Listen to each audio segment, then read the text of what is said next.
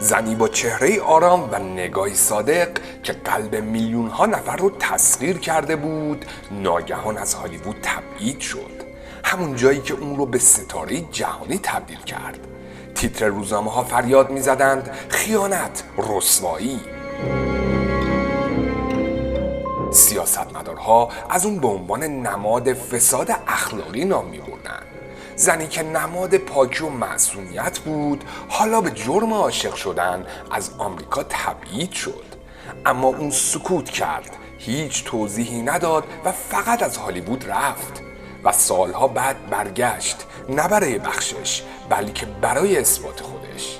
اینگرید برگمن دختری بود از استکهلم سرد با صدای آرام و روحی بیقرار. این هنرپیشه از تئاترهای کوچک سوئد به قلب سینمای جهان رسید، ولی در اوج شکوه همه چیزش رو از دست داد. اما چه چیزی در کودکیش این بازیگر رو اینقدر سرسخت کرده بود؟ چرا عشقی ممنوعه باعث شد از هالیوود طرد بشه؟ و چطور دوباره پرده نقره‌ای برگشت و نامش رو در سینما جاودانه کرد؟ سلام رفقا، آرش هستم و امروز قراره وارد زندگی عجیب و غریب اینگرید برگمن، بازیگر جذاب سوئدی بشیم. کسی که زندگی بسیار عجیب و غریب و پر از چالشی داشت. اینگرید از دوران کودکی میل شدیدی به بازیگری داشت، تا حدی که یه روز میره یه قلاده میاره میده به پدرش، میگه بابا امروز من میخوام نقش توله سگ رو بازی کنم و پدرش این کار رو انجام نمیده، دستش ناراحت میشه. اما این مسائل برای خانم اینگرید برگمن اصلا مهم نبود، چون بعد از این ماجرا میره توی کوچه و شروع میکنه اده سگ رو درآوردن. یعنی ایشون تا این اندازه به بازیگری علاقه‌مند بوده. قبل از اینکه ویدیو رو شروع بکنیم لایک، کامنت، سابسکرایب فراموش نشه و اگر دکمه هایپ براتون فعال شده اون دکمه رو بزنید دیگه کار جمعه. خانم ها، آقایان، این شما و این هم اینگرید برگمن.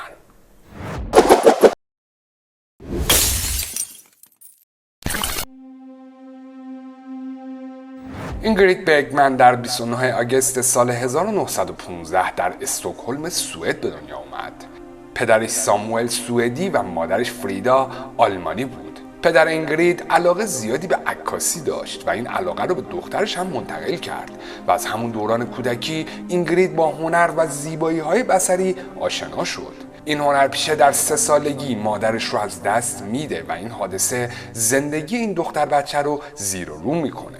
بعد از این اتفاق تلخ پدرش سعی کرد که به اون نزدیکتر بشه و با هم به جاهای مختلف میرفتن و عکاسی میکردن و همین تجربیات بود که باعث شد اینگرید با دوربین عکاسی آشنا بشه. پدرش ساموئل تمام تلاش خودش رو کرد تا دنیای کوچیکی از فرهنگ و هنر رو برای دخترش فراهم کنه. برگمن در کتاب خاطراتش میگه من جلوی آینه میرفتم و خودم رو به شکل شخصیت‌های مختلف در میآوردم، از یک خرس گرفته تا خانومی پیر یا یک شاهزاده جوان. روزی پدرم بهم گفت که اگه آواز بخونم این بازی خیلی زیباتر میشه. اینطوری بود که در 8 سالگی به کلاس آواز رفتم. اونقدر آواز خوندم تا اینکه پدرم تصمیم گرفت پیانو زدن رو هم یاد بگیرم و تقریبا منو مجبور کرد، چون شخصا هیچ علاقه‌ای به این کار نداشتم. واقعیت اینه که اغلب به پدرم میگفتم داری منو بد تربیت میکنی. من دوست داشتم کسی رو داشته باشم که محدودیت‌هایی برام بذاره، همون کاری که پدر مادرهای بچه‌های دیگه انجام میدن. دوست داشتم مثل همکلاسی هام پول تو جیبه هفتگی داشته باشم که معمولاً 1 کرون بود. اما وقتی این رو از پدرم میخواستم دستش رو در جیب میکرد و یه مش سکه جلوم میذاشت و میگفت بیا هر قدر دلت میخواد بردار، زود باش. جواب میدادم نه این خیلی زیاده، نباید این کارو بکنی، داری لوسم میکنی، 1 کرون در هفته برام کافیه. و پدرم میگفت شوخی نکن، پول برای خرج کردنه، زود باش برش دار. ساموئل برگمن اعتقاد داشت برای خوشبخت بودن باید خلاق بود. هنر مهمتر از نشستن پشت میز و یاد گرفتن تاریخ و جغرافیاست. پدر اینگرید معتقد بود که درس و تحصیل از یه جایی به بعد دیگه وقت تلف کردنه و انسان‌ها باید به دنبال کاری برن که دوستش دارن. اون دائما از دختر 11 سالش میپرسید که چرا اینقدر اصرار داری به مدرسه بری؟ همین که حساب کتاب و خوندن و نوشتن و بلد باشی کافیه، دیگه وقتشه که خودتو وقف موسیقی و آواز خوندن بکنی. اما زمانی که اینگرید فقط 12 سال داشت یک تراژدی دیگه زندگی اون رو نابود کرد. پدرمون از دنیا رفت و اینگرید مجبور شد به خونه عموش بره و زندگیش پر از چالش‌های عاطفی و روانی شد. این تجربیات تلخ دوران کودکی تأثیرات عمیقی بر شخصیت و بازیگری اون گذاشت و برگمن رو به یک بازیگر با احساسات پیچیده و عمیق تبدیل کرد.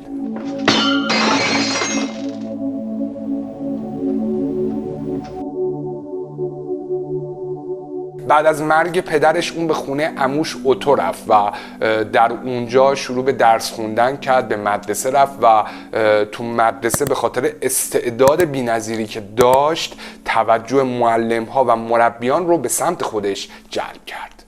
علاقه اون به بازیگری روز به روز بیشتر میشد و با اینکه عموش به شدت با بازیگری مخالف بود، اما علاقه زیاد این دختر و اصرار بیش از حد باعث شد بهش اجازه بده در امتحان مدرسه تئاتر سلطنتی در استکهلم شرکت کنه.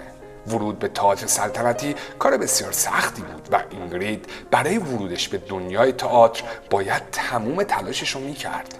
برگمن در کتاب خاطراتش میگه عموی من پولی که لازم داشتم رو بهم داد و گفت امتحانها رو بده، اما اگر قبولت نکردن دورش رو خط بکش. ماجرای تست بازیگری خانم اینگرید برگمن هم بسیار جالبه. ایشون قرار بود تو این تست نقش یک دختر روستایی شاد رو بازی بکنه که قراره از روی یک نهر بپره و یه آقا پسر روستایی که دنبالش و میخواد مخشو بزنه یه خورده اذیتش بکنه و هم دیگه شیطونی بکنن.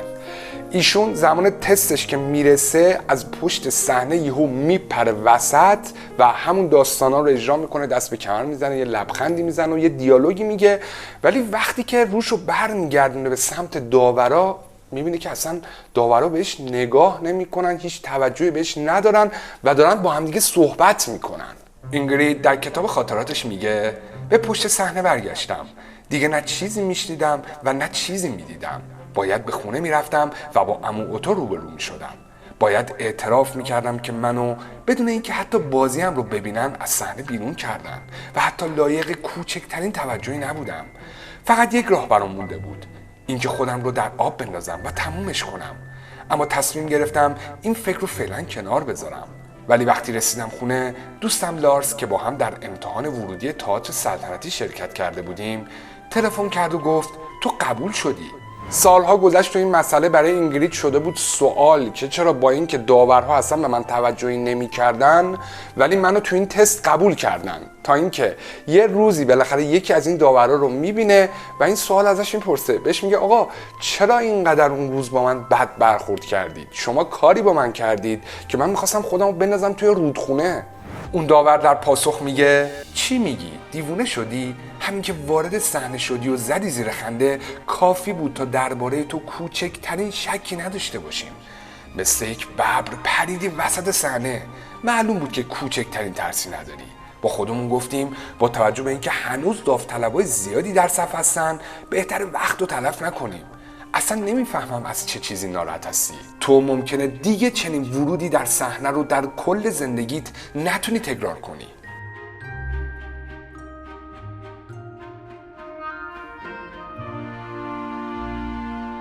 اینگرید جوان در 17 سالگی وارد تئاتر سلطنتی شد و به عنوان یک دانش آموز با استعداد شناخته میشد و همین استعدادش باعث شد که مورد توجه اساتید قرار بگیره.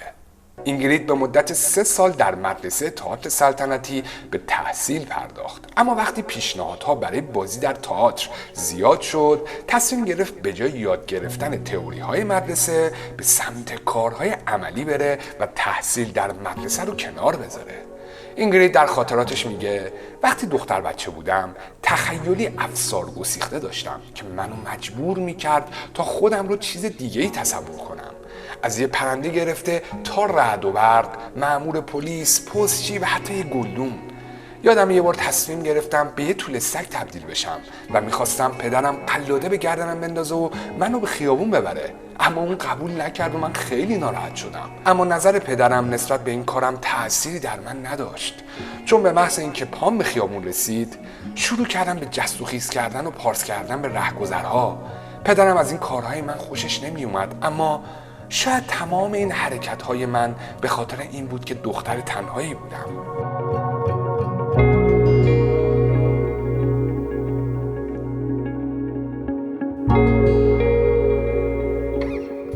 برگمن تا سال 1936 در فیلم‌ها نقش‌های کوتاهی بازی می‌کرد تا اینکه در سال 1936 در فیلم سوئدی اینترمتسو به ایفای نقش پرداخت و به موفقیت بزرگی دست پیدا کرد. در همین زمان اینترمتسو در سینماهای آمریکا هم به روی پرده رفت و مورد تحسین طرفداران سینما قرار گرفت. منتقدان بازی اینگرید برگمن رو تحسین کردند و به تهیه کننده های هالیوود پیشنهاد دادند که آقا هرچه زودتر این بازیگر رو از سوئد بیارید به هالیوود.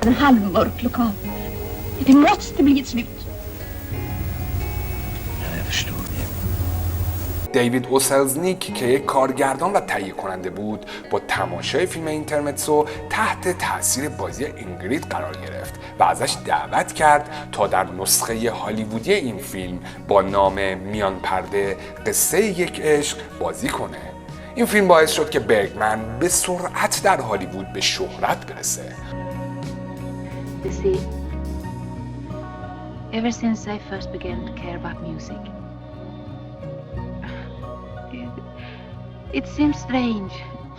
اون آرام آرام مسیر پیشرفت رو طی می‌کرد و در کنار ستارگان بزرگی مثل هامفری بوگارت، کری گرانت و آنتونی کوین به ایفای نقش پرداخت و به یکی از برجسته ترین بازیگران دهه 40 و 50 میلادی تبدیل شد. در سال 1942 برگمن در فیلم کازابلانکا بازی کرد و با هامفری بوگارت بزرگ همبازی شد و یه جورایی میشه این فیلم رو نقطه عطفی در زندگی هنری این هنرپیشه دونست. نقش آفرینی برگمن در این فیلم ترکیبی از متانت، احساس و سردرگمی عاشقانه بود که به یادماندنی ترین دیالوگ‌های عاشقانه تاریخ سینما رو شکل داد. این فیلم برای برگمن تبدیل به نمادی ماندگار شد و چهره اون رو در ذهن میلیون‌ها تماشاگر ثبت کرد. اون تونست با اجرای ظریف و قدرتمند خودش احساسات پیچیده این شخصیت رو به خوبی به تصویر بکشه و این اثر آغازگر دوره‌ای از نقش‌آفرینی‌های ماندگار برای برگمن در هالیوود بود.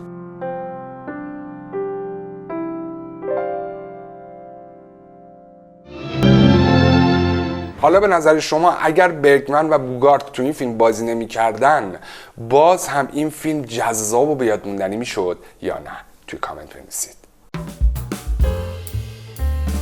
دریافت 3 جایزه اسکار برای یه بازیگر افتخار بسیار بزرگی هستش که اینگرید برگمن تونست به این افتخار دست پیدا کنه. این هنرپیشه سوئدی 7 بار نامزد جایزه اسکار شد. اون اولین اسکار خودش رو برای بازی در فیلم چراغ گاز در سال 1944 دریافت کرد. I know it. When he was here, I know it. I know.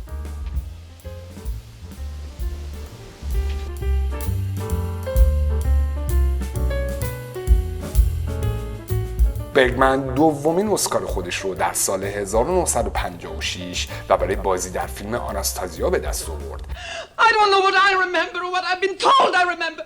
What is real? Am I Anna? Am I Anna? Why not Tamara? Why not Lisa? Why not Tatiana? Yes, why not Tatiana? I can't anymore. I don't want this. I want to be me, whoever I am. I want to be me. The winner, Ingrid Bergman in Anastasia.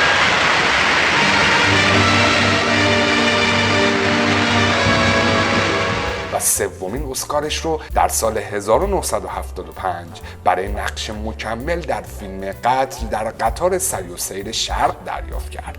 جالب بدونید در فیلم قتل در قطار سری و سیر شرق که توسط آقای سیدنی لومت کارگردانی شده بود، اینگرید برگمن نقش یک پرستار سوئدی رو داشت که نقشش هم خیلی کوتاه بود، اما هیئت داوران مراسم اسکار اینقدر تحت تاثیر بازی اینگرید قرار گرفته بودن که جایزه بهترین بازیگر نقش مکمل زن رو به ایشون دادن. We make $14,000 in 27 cents. این جوایز در 3 دهه متفاوت به اون اهدا شدن که نشون دهنده دوام و کیفیت هنر بازیگری برگمن بود. اینگرید هم در نقش‌های اصلی و هم در نقش‌های فرعی درخشش ویژه‌ای داشت. اون بازیگری نبود که فقط در دوران جوانی بدرخشه، بلکه در میان سالی و حتی سالهای پایانی عمر هم تونست عمق بیشتری به نقش‌هاش بده. در سال 1937 اینگرید با یک پزشک سوئدی به نام پیتر لیندستروم ازدواج کرد که حاصل این ازدواج یک دختر به نام پیا بود. شوهر اون مردی محافظه‌کار و سنتی بود. اون به زندگی آرام و با ثبات علاقه داشت، در حالی که برگمن به خاطر شغلش دائما در حال سفر و بازی در فیلم‌های مختلف بود. این تفاوت در سبک زندگی به مرور زمان رابطه اونها رو دچار تنش کرد. برگمن از یه طرف میخواست یک همسر و مادر مهربان و خوب باشه، از یک طرف هم شغلش یعنی اون علاقه شدیدش به بازیگری اجازه نمیداد که بین زندگی شخصیش و حرفه بازیگریش یه تعادل ایجاد بکنه. تولد فرزندش هم نتونست فاصله بین این زوج رو پر کنه. لیندستروم احساس میکرد که برگمن بیش از حد به حرفش اهمیت میده و خانواده در اولویت دوم اون قرار داره و این احساس به مرور باعث ایجاد سردی در رابطه‌شون شد. دهه 1950 دوران بسیار عجیبی برای برگمن بودش. این هنرپیشه بعد از تماشای فیلم روم شهر بی‌دفاع به کارگردانی روبرتو روسلینی یک نامه‌ای به این کارگردان نوشت و گفت که آقای روسلینی اگر دوست داشته باشی یه همکاری با هم دیگه داشته باشیم و ماجرا از اینجا آغاز شد. در سال 1949 اینگرید برگمن برای بازی در فیلم استرامبولی به ایتالیا سفر کرد و با کارگردان برجسته ایتالیایی روبرتو روسلینی آشنا شد. آشنایی اونها ابتدا کاملا حرفه‌ای بود، اما به زودی به عشقی عمیق و پرشور تبدیل شد. روسلینی با شخصیت کاریزماتیک و نگاه متفاوتش به زندگی و سینما دنیای جدیدی رو به برگمن نشون داد. اما این عشق چالش‌های بسیار زیادی رو به همراه داشت. روسلینی و برگمن زمانی وارد رابطه شدند که هر دوشون متأهل بودند و وقتی خبر بارداری اینگرید به رسانه‌ها رسید، موجی از خشم علیه این بازیگر به راه افتاد. برگمن که تا اون زمان به عنوان زنی اخلاق مدار و نمونه شناخته میشد، اما ناگهان مورد حملات شدید رسانه‌ای و اجتماعی قرار گرفت. بعضی از روزنامه‌ها اون رو خائنی به خانواده و زن بی اخلاق می‌دونستند. حتی سیاستمداران آمریکایی هم وارد ماجرا شدند و اون رو تهدیدی برای ارزش‌های اخلاقی جامعه می‌دونستند. این واکنش‌ها باعث شد برگمن برای مدتی از هالیوود دور بشه. این تصمیم هزینه سنگینی برای اینگرید برگمن داشت، اما دوریش از هالیوود باعث شد که اون از محدودیت‌های استودیوهای آمریکا خارج بشه و بتونه در فیلم‌های مستقل و هنری هم بازی کنه. برگمن تصمیم گرفت به جای انکار یا پنهان کردن رابطه‌اش با شجاعت تموم اون رو بپذیره. اون در سال 1950 از پیتر لیندستروم طلاق گرفت و با روبرتو روسلینی ازدواج کرد و این ازدواج نقطه عطفی در زندگی اون بود. این ماجراها در اکران فیلم استرامبولی هم تاثیر خودش رو گذاشت. خیلی از آمریکایی‌ها اون فیلم رو بایکوت کردن و در نهایت این فیلم در گیشه شکست خورد.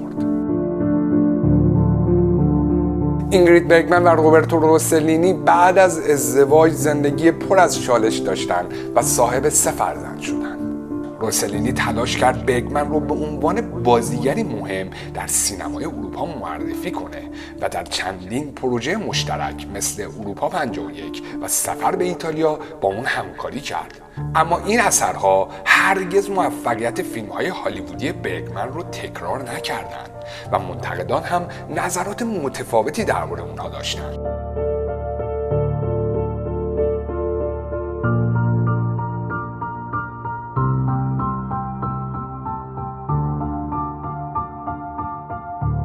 رسانه ها دست از سر این زن و شوهر بر نمی داشتن. شخصیت خلاق اما سختگیر آقای روسلینی باعث ایجاد تنش‌هایی بین این زن و شوهر شد و در نهایت این ازدواج در سال 1957 و بعد از 7 سال زندگی به پایان رسید و خانم برگمن دوباره تنها شد. نکته جالب این که اولین فرزند این زوج دختری به نام ایزابلا بود که وارد بازیگری شد و با مارتین اسکورسیزی ازدواج کرد، اما ازدواج اونها هم خیلی ماندگار نبود.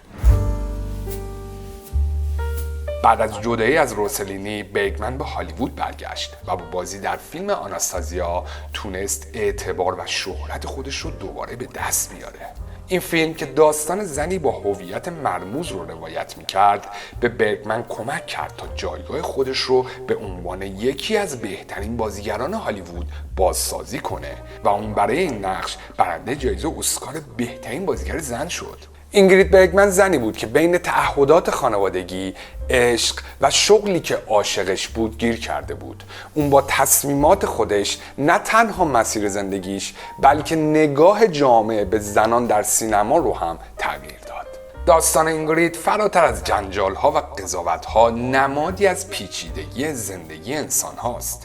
برگمن نشون داد که عشق و هنر گاهی نیازمند فداکاری‌های بزرگ هستند و پذیرش اشتباهات و حرکت به سوی آینده بخشی از سفر هر انسانیه. اینگرید در سال 1958 با لارس اشمیت تهیه کننده سوئدی ازدواج کرد، اما اونها در سال 1975 از همدیگه جدا شدند.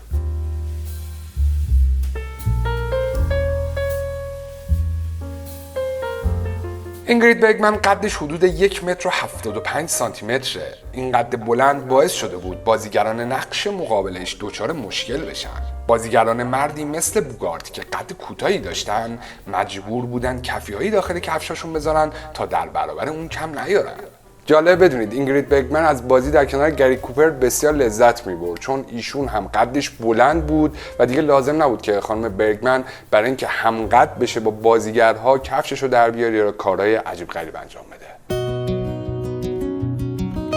برگمن اعتقاد داشت که جوونی ربطی به سن و سال نداره. ایشون در مصاحبه‌ای گفته بود من جوانهای 25 ساله زیادی رو میشناسم که کاملا احساس پیری میکنن و از اون ورم آدمهای 70 ساله‌ای رو میشناسم که هنوزم احساس جوونی و عشق دارن.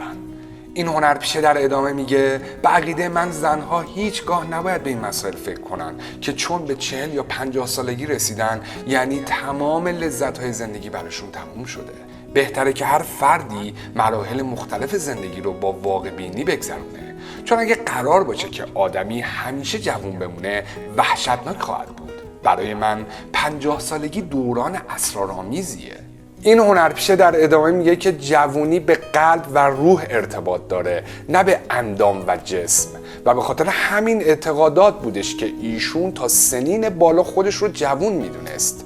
اینگرید برگمن اعتقاد داشت راز جوانی و شادابی در اینه که زندگیتون بدون اضطراب باشه، بخشنده باشید و به عقاید دیگران احترام بذارید و بپذیریدشون.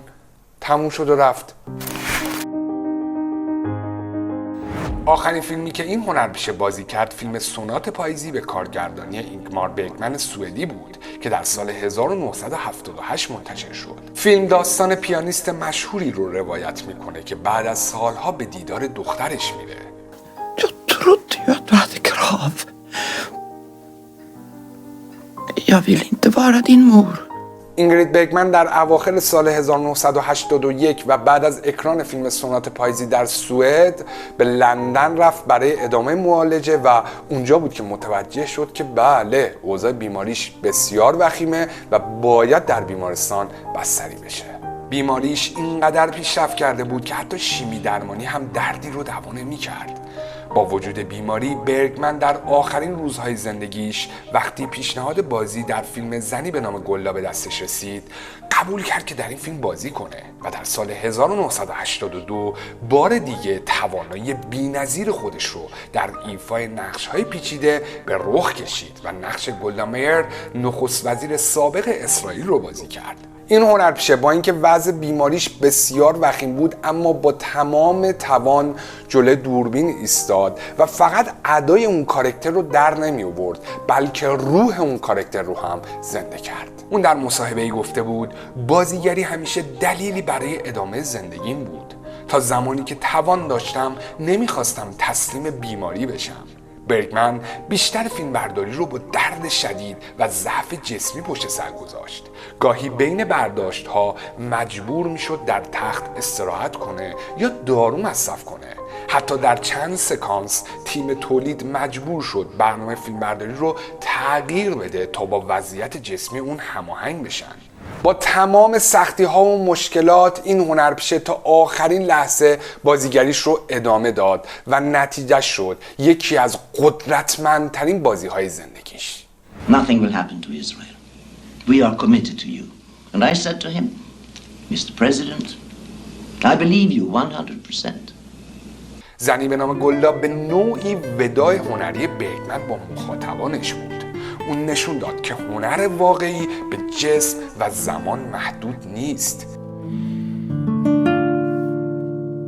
اون سالها با سرطان سینه مبارزه کرد، اما در نهایت در برابر این بیماری تسلیم شد. اینگرید برگمن در 29 آگوست سال 1982 و دقیقاً در روز تولد 67 سالگیش در بیمارستانی در لندن دار فانی رو ودا گفت. پیکر اون با وصیت خودش سوزونده شد. بخشی از خاکسترش در دریای سوئد ریخته شد و بخش دیگه این خاکستر در قبر خانوادگی برگمن ها در استکهلم قرار گرفت. واکنش ها به مرگ اون بسیار گسترده بود و بعضی از منتقدا به اون لقب آخرین الهه سینمای کلاسیک رو دادن. مرگ برگمن نه فقط پایان یک زندگی، بلکه پایان دوره‌ای از شکوه زنانه در سینما بود.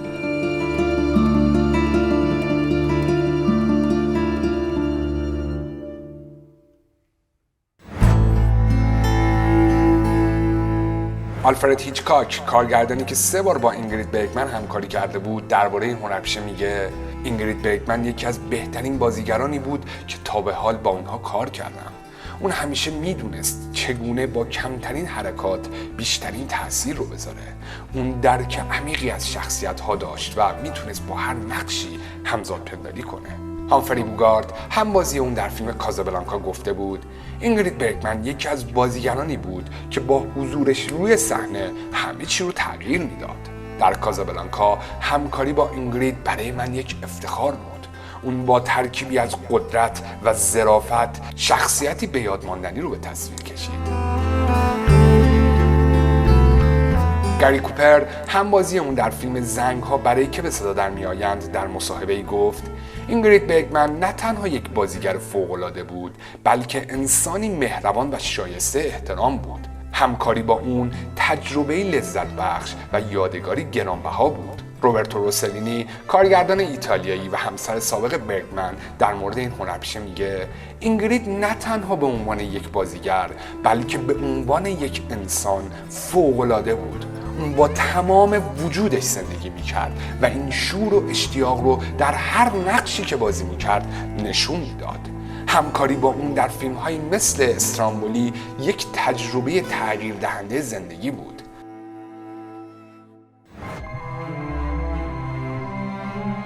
اینگرید برگمن در دورانی وارد سینما شد که بیشتر بازیگران زن سینمایی با حالتهای نمایشی یا تئاتری بازی میکردن، اما برگمن برای نشون دادن احساسات اونها رو تجربه میکرد و همین مسئله باعث شد که بازیهای اون باورپذیر و واقعی باشن. اون احساسات رو بازی نمیکرد، بلکه زندگیشو میکرد. اون به خوبی از نگاه و سکوت برای نمایش عمیق‌ترین احساسات استفاده می‌کرد. گرمای حضور اون در نقش‌ها باعث شد تا تماشاگران ارتباط عمیقی با این بازیگر و نقش‌هایی که ایفا می‌کرد برقرار کنند.